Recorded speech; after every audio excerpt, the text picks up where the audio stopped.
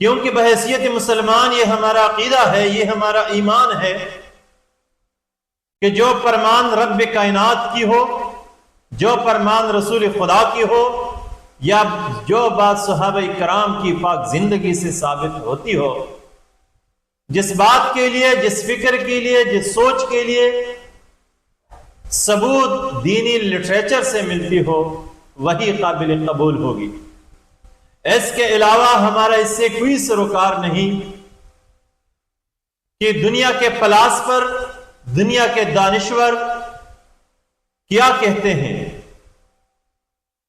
اس دنیا کے یہ پلاس پر زندگی کے حوالے سے کیا فرماتے ہیں، ہمارا اس سے کوئی سروکار نہیں۔ وہی بات قابل قبول، وہی سوچ قابل قبول،